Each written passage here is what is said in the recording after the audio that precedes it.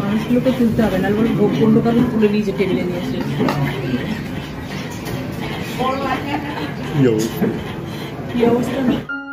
Good morning সবাইকে, কেমন আছো সবাই? আশা করছি সবাই ভালো আছো ঠাকুরের আশীর্বাদে, এবং আমিও খুব ভালো আছি। তো সেদিনকে চলে গেছিলাম অন্নপূর্ণা মায়ের মন্দিরে। তো খুব মজা করেছি আমরা। আমি গেছিলাম, আমার সাথে আমার হাজব্যান্ড ছিল, শতা দিদি ছিল, খুব মিষ্টি একটা দিদি, তার হাজব্যান্ডও ছিল, খুব মিষ্টি একটা দাদা। সবাই মিলে খুব আনন্দ করেছি, মায়ের ভোগও খেয়েছি। সেই ভোগ ছিল মানে অমৃতের সমান, এত সুন্দর স্বাদ ছিল। আর সেদিন গরমও ছিল খুব।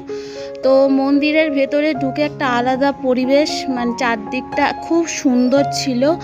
বৃষ্টিও পড়েছে, আবার রোদও উঠেছে, সব মিলিয়ে একটা কি বলবো, খুব সুন্দর একটা পরিবেশ হয়েছিল। চারদিকে ঘাস, আর মন্দিরটা ছিল পুরো একদম দেখার মতো। আর হঠাৎ করে মন্দিরটা দেখলেই দক্ষিণেশ্বর মন্দিরের কথা মনে পড়ে, মা ভবতারিণীর মন্দির।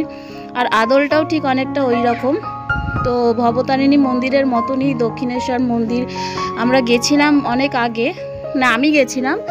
তো হঠাৎ করে এই মা অন্নপূর্ণা মন্দিরটা দেখে পুরো দক্ষিণেশ্বর মন্দিরের কথা মনে পড়ে গেছিলো। তো মিলেমিশে সবাই খুব আনন্দ করেছি।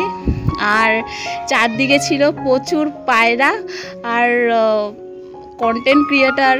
তোমরা তো জানোই যে সেখানে ছোটোখাটো ক্লিপ না তুলে ধরলে হয় না।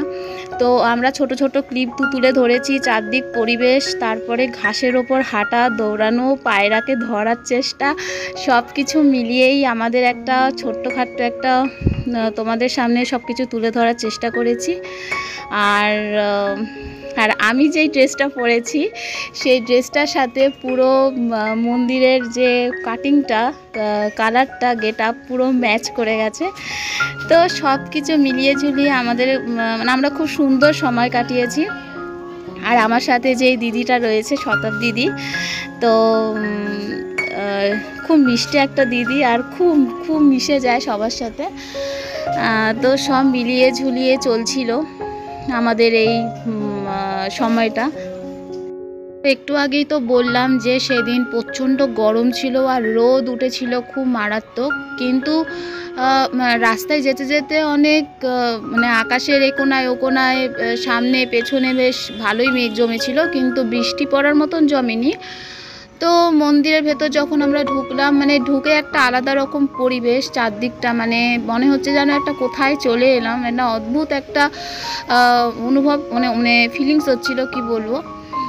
তো কিছুক্ষণ পরে যখন আমরা মানে ভোগের টিকিট কাটা হয়, তো ভোগ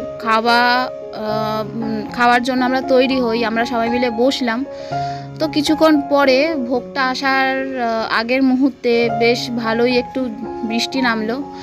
তো বৃষ্টি তো হয়ে গেল, হয়ে যাওয়ার পরে তারপর আবার ঝলমলিয়ে রোদ উঠলো। ওই রোদটা খুব ভালো লাগছিল। আর ঘাসের ওপরে সে বৃষ্টি ফোঁটা মানে একদম শিশিরের মতন লাগছিল। তো সেগুলো তুলে ধরা হয়নি যদিও, কিন্তু তোমাদের সাথে শেয়ার করলাম। তো তোমরা বলো যে কারা কারা ব্যারাকপুর অন্নপূর্ণা মন্দিরে তোমরা ঘুরে গেছো, কেমন লাগলো আমাদের এই ভিডিওটা, অবশ্যই কমেন্টে জানাবেন কেমন লাগলো আমাদেরকে। আমাদের এই তুলে ধরা যতটুকু পেরেছি তুলে ধরেছি। তো আপনারা যারা এখনও অন্নপূর্ণা মন্দিরে আসেননি তারা একবার ঘুরে যাবেন, দেখবেন খুব ভালো লাগবে।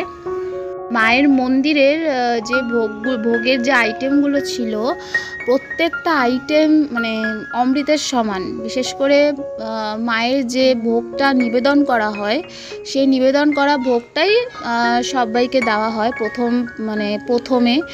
তো সেই ভোগটা আমরা খেয়েছি, খুব অপূর্ব খেতে। তবে আমরা মায়ের দর্শনটা করতে পারিনি, কারণ যে সময় মায়ের পুজো হচ্ছিল, ভোগ দেওয়া হচ্ছিল, তো সেই সময় আমরা ভেতরেই ছিলাম, কারণ ওই টাইমটা খুব ভিড় ছিল, আমরা সেইভাবে তুলে ধরতে পারিনি। তো কেমন লাগলো তোমরা জানিও। ভালো থেকো, সুস্থ।